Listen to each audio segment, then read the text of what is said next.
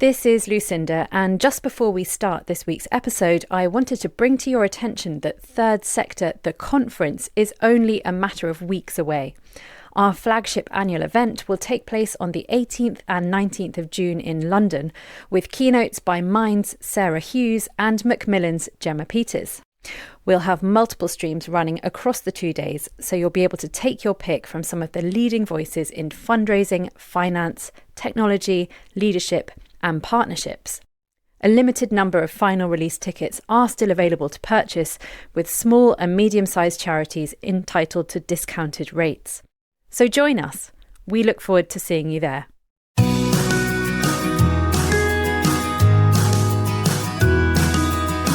Hello and welcome to the Third Sector podcast. I'm Lucinda, Rouse. And I'm Dami Adewale. Each week we bring you half an hour of discussion and debate about the important goings-on in the charity world. This week we'll be finding out how one charity is adapting its corporate partnerships through the use of a new strategic model. The charity in question is the Drive Forward Foundation, a London-based organisation that helps young adults leaving foster or residential care to find fruitful employment opportunities. And the introduction of this strategic model, which we will hear more about very shortly, came soon after the arrival of a new chief executive. Russell Winnard has been in post since December, having previously served as Chief Operating Officer of Young Enterprise UK. And we're very pleased to have him with us in the studio. Hi, Russell. Hello, nice to be here. Please tell us what prompted you to give Drive Forward's approach to corporate partnerships a rethink. So as you say, I joined Drive Forward in December 2024. And one of the first things that I looked at was the partners, our partnerships, how they operated, what they were providing for us as a charity, the young people with whom we work, and also in terms of revenue and how we make that as efficient and effective as possible. One of the things that I saw was that whilst we had a number of partners, a lot of those partners were providing one-off support, whether that be through a volunteering day or support in terms of holding insight sessions, workshops for our young people. But being one-off, it didn't really lead to anything for the young people. And in consultation with the young people with whom we work, they were feeding back that the motivation, the inspiration for them to get involved in something is the opportunities that exist for them beyond that. So this formation of a more strategic approach with corporate partners was to try and ensure that we did have something that was more coordinated, that our young people could join a pathway, a journey that had a start, a middle and an end. And at the same time, it's a way of us working more collaboratively with our partners to generate the revenue, which we didn't have at that point. And in terms of revenue then, 5-6 months ago, what proportion of your revenue was coming from corporate partnerships? And also, how many corporate partners did you have at any one time? It was very small in terms of the actual total revenue. It would be less than 10% of the total income. In terms of numbers of corporate partners, in excess of 40 corporate partners, but limited income coming in. Gosh, that sounds like a lot to manage. It is, and every corporate partnership is valued. We will do what we can to support our corporate partners. There is a risk, though, as a charity, that you get into a position that you are servicing the needs of a corporate partner and not necessarily considering your bottom line or the young people that you're supporting. So that was a reset moment, really, to let's look at this and let's look at how can we bring all of those current partners as well as new partners that we'd like to be working with. How can we bring them into something that is more structured, that is more coordinated, that will always give something back to ourselves as a charity and those who we support? So just speaking about your new model then, tell us about it and what's changed. So the big change within the more strategic corporate partnership model is that we've built an approach, a journey for the support that our corporate partners are willing to provide for us. That support consists really of 3 tiers. So the first tier is around insight. A lot of our corporate partners are in different sectors. Our mission as a charity is to secure employment opportunities for care experienced young people. It's not just care experience young people, it's all young people in general, in my experience, quite short-sighted in relation to the variety of opportunities that exist within different sectors. So insight is really important. Those young people beginning to understand what opportunities are there in different sectors? How do different sectors operate? What does a workplace look like in different sectors? That's invaluable. We need that. Our young people need that. Our corporate partners want to provide that. The next tier is about support. So supporting those young people that are interested, once they've been through an insight session, they're interested in the sector, they found out more about it, they realise that that is something that they could see themselves doing, then they move forwards into support, the second tier. Support can take many forms. Mentoring is an important part of what we do. A lot of our corporate partners want to provide mentors. We will provide training, skill them up. They will then match with our young people and provide that ongoing support. But there are lots of other areas of support, such as volunteering. We know that a lot of corporate partners have volunteering days that they wish to be using. We want to use them again in that more coordinated way. So it's looking at the sector that corporate partner is from and how can we use those skills. So can we develop CVs in line with the sector? Can we provide interview preparation for the sector? There are certain sectors that use assessment centres. Well, what are they? What do they look and feel like for our young people? So that's how we use the support of our corporate partners more strategically. The third tier is opportunities. And the third tier is really important because that's the driving force for our young people to start this journey. They need to know there's something at the end for them. It might be internship, it might be apprenticeship, it might be roles, part-time or full-time. But there needs to be a commitment from that strategic partner that they can support across all three tiers. So we'll only ever have a few strategic corporate partners. The remainder of our partners might feed into that journey and provide different elements of it, but our strategic corporate partners will provide end-to-end, including the opportunities at the end. Not necessarily all via themselves. It could be via their supply chains, which widens up that opportunity. Very interesting. And then practically speaking, how are you managing this shift as a charity? What does your engagement look like compared to how it was just 6 months ago? Yeah, so the very first thing for us to do was to look at our breadth of corporate partners. We needed to assess which of them we felt were more appropriate to be speaking to about a more strategic approach. And also recognising in ourselves that it's not going to be right for everybody. It just won't. We know that in order to provide the opportunities at the end, you're going to have to be an organisation of a certain size in order to provide those. Otherwise, it's not going to be viable. We were very clear from the outset that there are certain partners of ours that they're never going to be able to get to that strategic partnership position. It will be a one-off, but we're going to make the one-off part of the model.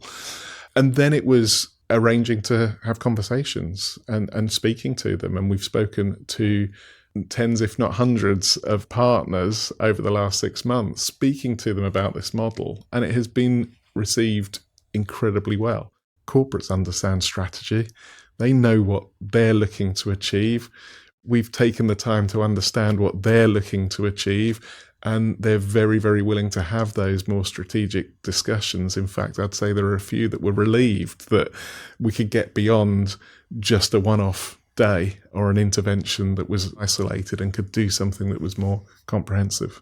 Obviously, you mentioned that a lot of the partners that you spoke to were quite receptive to the model. But was there any apprehension, did you see, in terms of your feedback? I think there have been some. There have been some for whom they've shared with us that model would not work for them mainly because of the opportunities at the end. And I understand that. And it's working with them to broaden that opportunity. Like I've said, supply chains are really useful in that aspect. So someone suddenly thinking about their supply chain, you might have increased the opportunity there tenfold.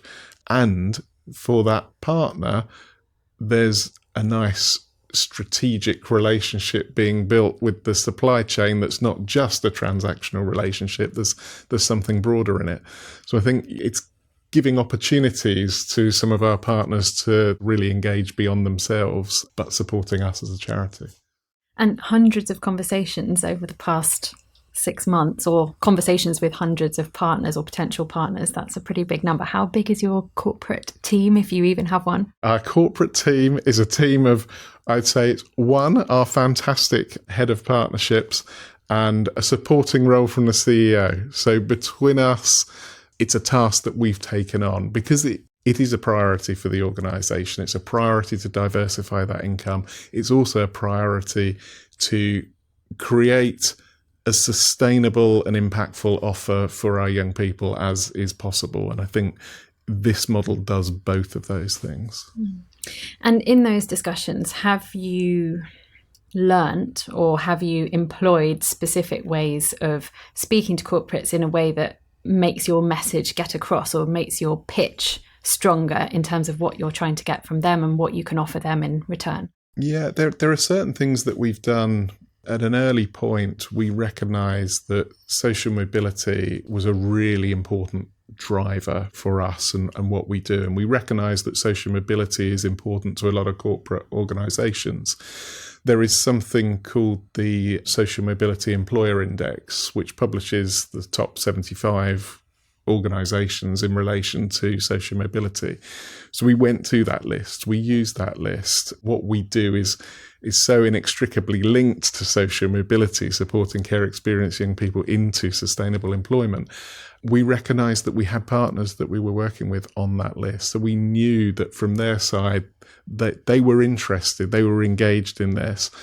And then it's a case of doing a little bit of research, really, looking at report and accounts. You can then determine what the CSR mission, etc. is, looking at those, understanding those before going into a call, and trying to then build our model around what they're looking to achieve. And when you can make those connections, that's when sort of the magic happens, so to speak. You can get people excited if you understand just a little bit about what it is that they're trying to achieve and how we can align ourselves to do that. And in my experience, the very, very best partnerships are when you truly are co-designing and creating something. And I think that's another important thing with the model.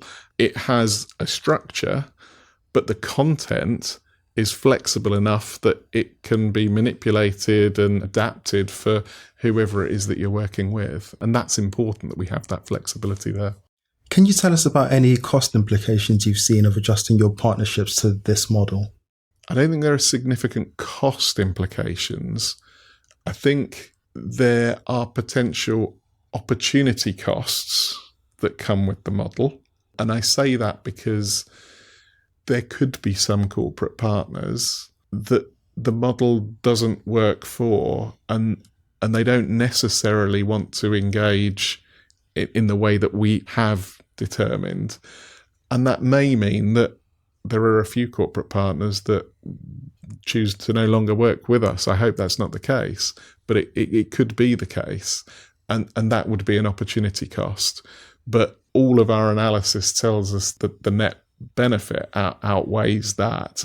If we can have more corporate partners that are strategically aligned, that are making that income contribution to the organisation, it's a tough way to think about it, but unfortunately that means that there are some corporate partners that maybe don't fit that and would be better supporting another charity. How does the size of the businesses that you're working with or partnering with affect the partnerships that you have with them, or does it indeed? The size of the businesses does matter, and it matters probably most for the opportunities that they can provide for our young people. That's our model, that's what it's dependent upon. So it does need to be an organisation of a certain size in order to offer that, unless, obviously, as we said before, supply chains can come into effect. It probably also has an effect with respect to volunteering time as well. So having the numbers of volunteers that we need to successfully run the different sector pathways, that would have an implication. I think a very small organisation would struggle to provide us with that time.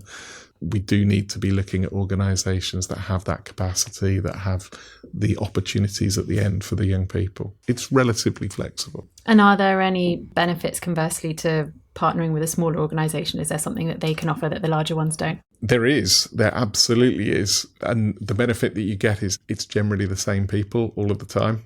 And for our young people, that building of trust and recognition is really very, very important. So there is a benefit there. It just has to be weighed up with some of those other challenges around where do the opportunities come from at the end, relating to work, employment, etc. But yes, building a trusted partnership, particularly when you're thinking about things like mentoring, you do need that commitment and also an acknowledgement that those mentoring relationships will not always work first time. They won't always work second time.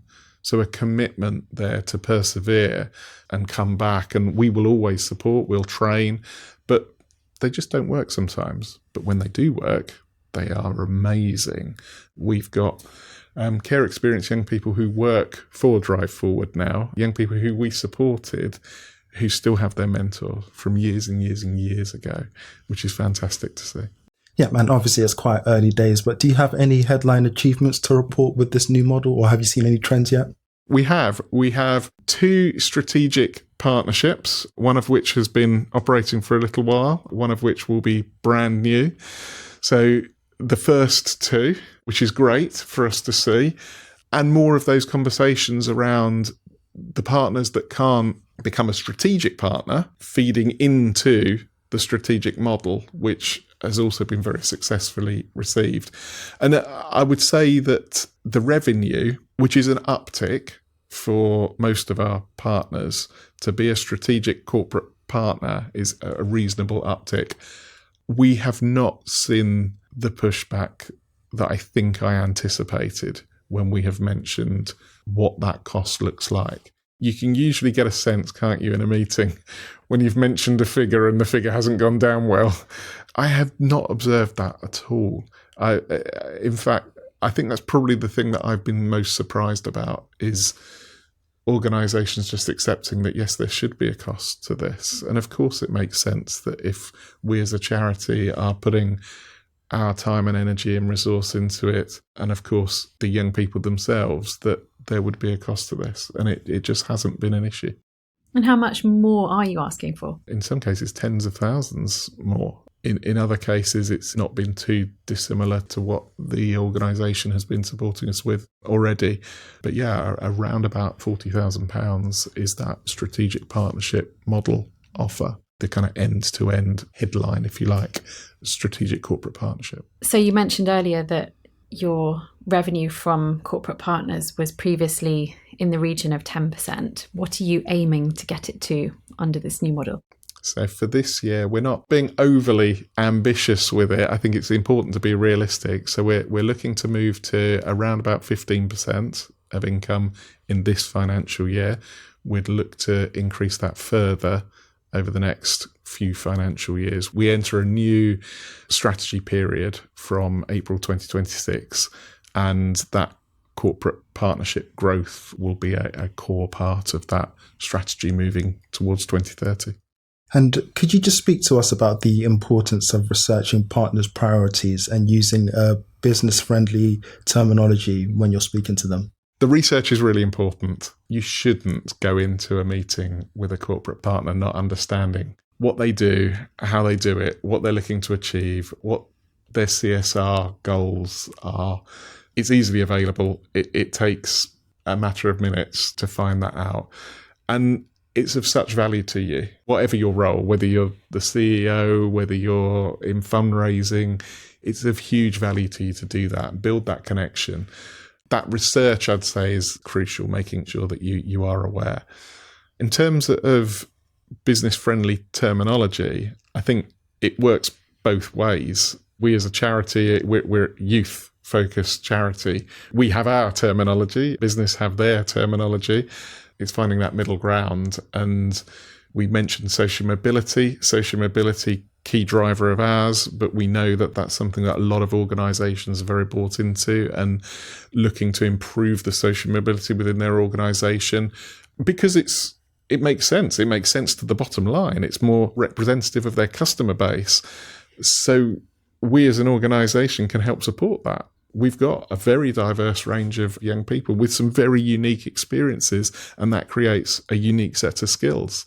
And they are very, very valuable to organisations. So we need to make that happen in a way that our young people are supported and feel valued, but in a way that also works for the organisation wherever they're going. We will provide training for line managers. We'll make sure that they understand some of the challenges and opportunities that exist around our young people. So I think creating that level is really important.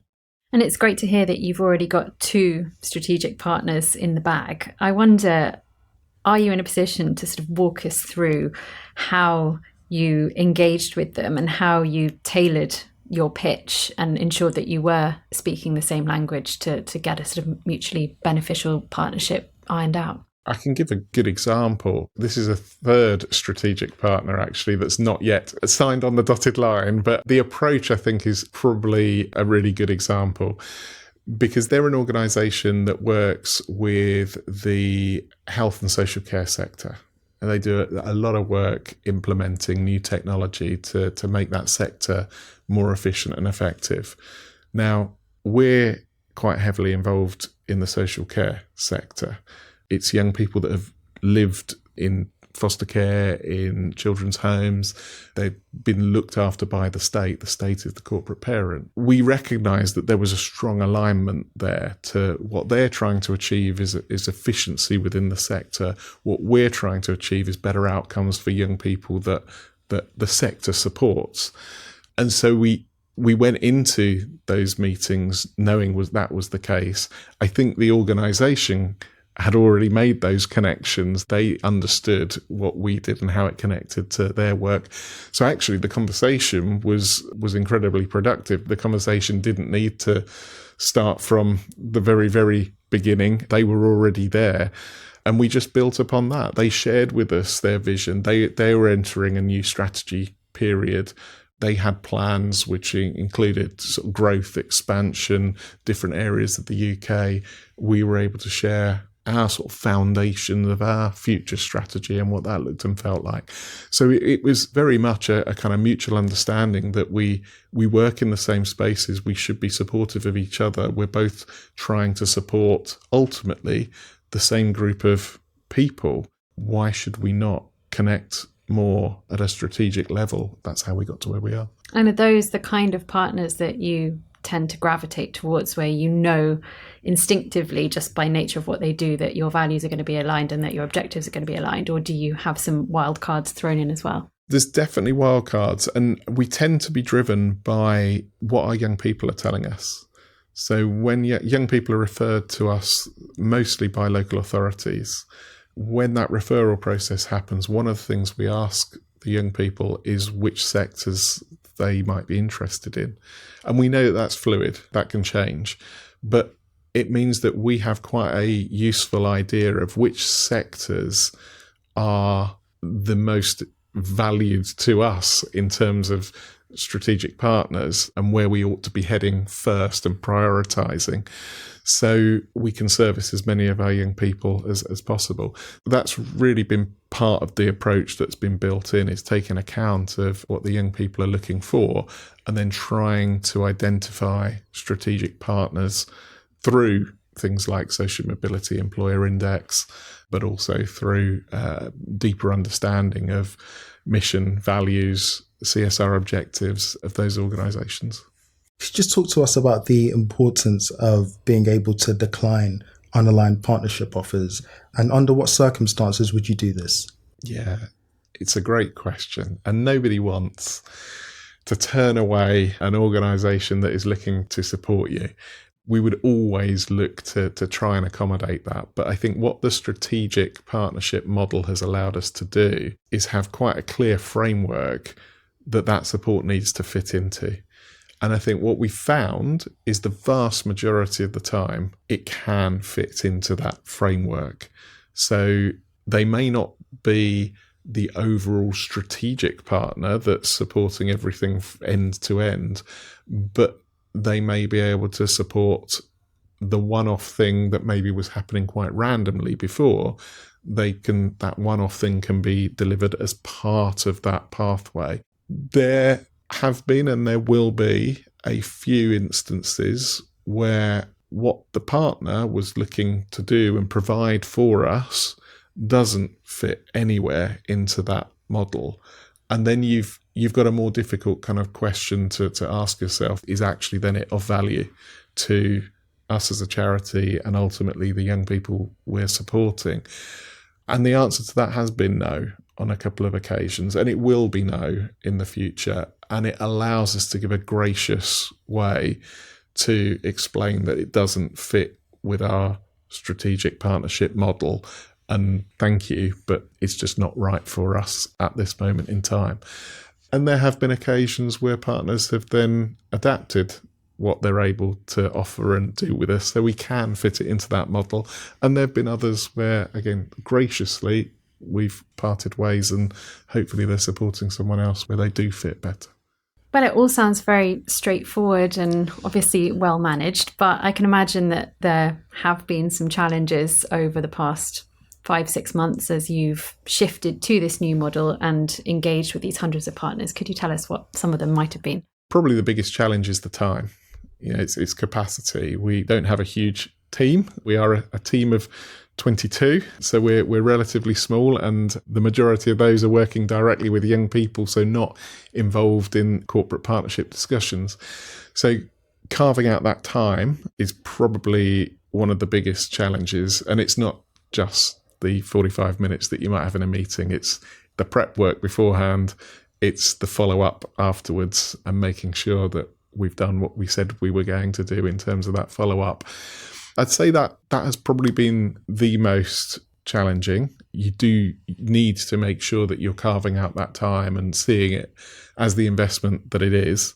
But I suppose on the flip side, the benefit that we've seen and the way that partners are willing to engage has been really productive, very open to those kind of conversations, not fazed by the level of income that we're placing around that corporate partnership.